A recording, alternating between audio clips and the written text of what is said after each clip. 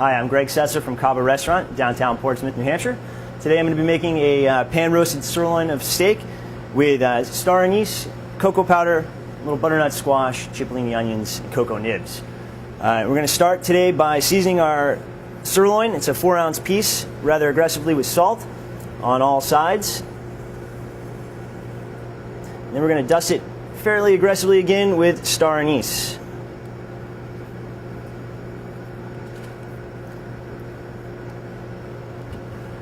Now I'm going to bring the steak over to a hot pan, a little bit of canola oil and olive oil in a 50-50 blend. We're going to let that steak, or the pan, excuse me, come up to a nice smoky point, which it's at right now. Great for searing.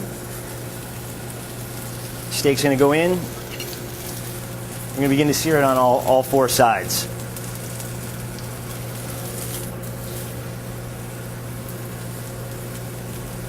After our steak is seared, we're going to move it to a cool pan, transfer it out of the hot pan, and then into a 350-degree oven for about 4 minutes on one side.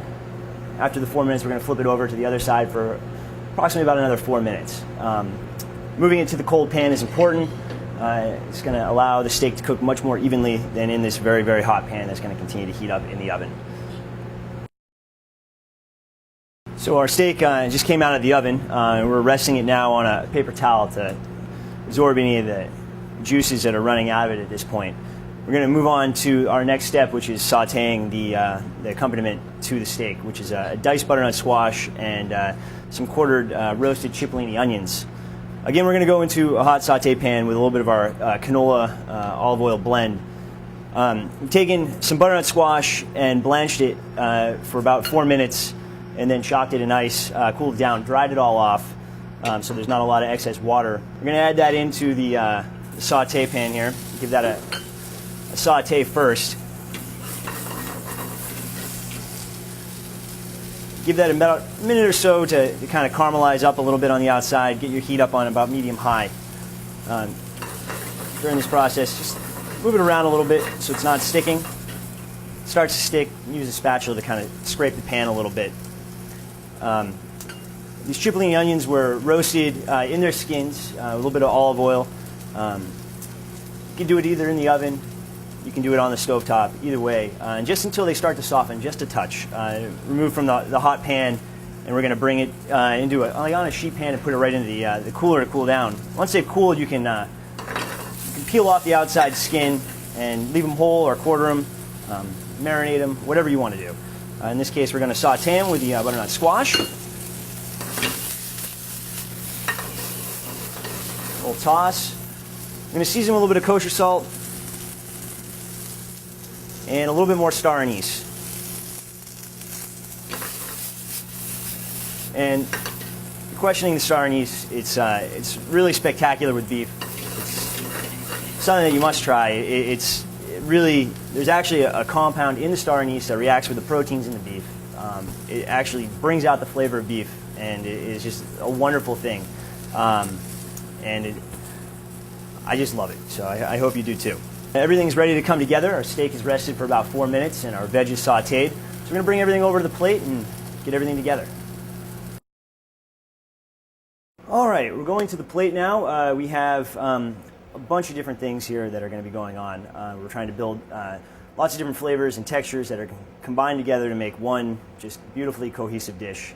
So we're going to start with a little bit of just melted chocolate with a paintbrush, and we're going to go right down in the center of the plate here, just paint that chocolate on.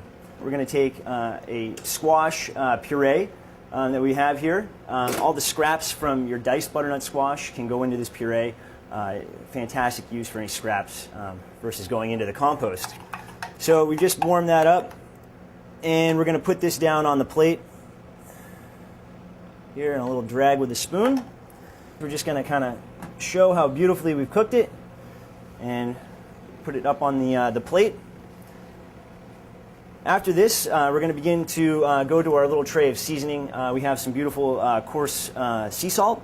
Up here in front, we have some beautiful cocoa nibs and some fried squash seeds. And those are going to be used to garnish the top of the steak. So we're going to just sprinkle a little bit of kosher salt, or the sea salt, right over the top of the steak. With a little bit of cocoa nibs. This adds a wonderful, again, bitter, chocolatey, rich flavor. Great texture as well as some of the pumpkin seeds, or the squash seeds, excuse me.